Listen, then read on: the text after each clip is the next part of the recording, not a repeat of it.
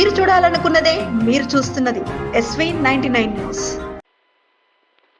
వేసవి కాలం మొదలైంది. ఎండలు టారెత్తిస్తున్నాయి. అయితే ఈ వేసవిలో పాత రికార్డులు తిరగరాసే అవకాశం ఉందని ఐఎండీ అంచనా వేస్తుంది. తెలుగు రాష్ట్రాల్లో మార్చి 15 నుంచి ఉష్ణోగ్రతలు భారీగా పెరుగుతాయని వాతావరణ శాఖ అధికారులు పేర్కొంటున్నారు. ఇప్పటికే తెలంగాణలో రోజురోజుకు ఉష్ణోగ్రతలు పెరిగిపోతున్నాయి. ఫిబ్రవరిలోనే భాస్కరుడు తన ప్రతాపాన్ని చూపిస్తున్నాడు. దీంతో రాష్ట్ర వ్యాప్తంగా ఉదయం 11 గంటలు దాటక ముందే ఎండవేడిమి మొదలైంది. గత వారం రోజులుగా ఉష్ణోగ్రతలు పెరుగుతూనే ఉన్నాయి. మహబూబ్ నగర్, ఆదిలాబాద్, రామగుండలో, ఖమ్మం జిల్లాలో ఉష్ణోగ్రతలు సాధారణం కంటే 3 డిగ్రీలు పెరిగాయి. గాలిలో తేమ శాతం బాగా తక్కువగా ఉంటుంది.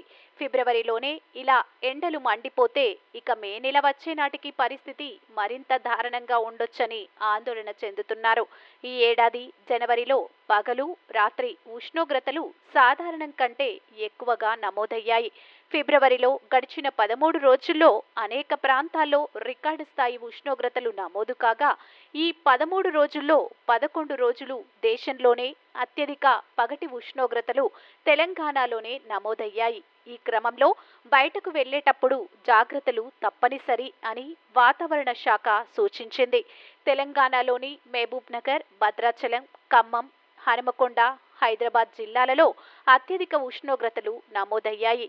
మహబూబ్ నగర్ 37.5, భద్రాచలం 36.8, ఖమ్మం 36.6, మెదక్ 35.6, హైదరాబాద్ 35.2, హనుమకొండ 35, ఆదిలాబాద్ 34, రామగుండం 33.8, నిజామాబాద్ 33.5, నల్లగొండ 33.2 డిగ్రీల పగలు ఉష్ణోగ్రతలు నమోదయ్యాయి.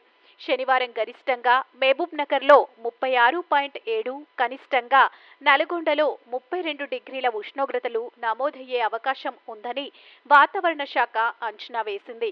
అటు ఆంధ్రప్రదేశ్లో కూడా ఎండలు మండిపోతున్నాయి. రాష్ట్రంలో రాగల 3 రోజుల వరకు ఎండల తీవ్రత పెరిగే అవకాశం ఉందని వాతావరణ శాఖ పేర్కొంది. గరిష్ట ఉష్ణోగ్రతలు సాధారణంగా కంటే 3 నుంచి 5 డిగ్రీల సెంటీగ్రేడ్లు ఎక్కువగా నమోదయ్యే అవకాశం ఉందని అంచనా వేసింది.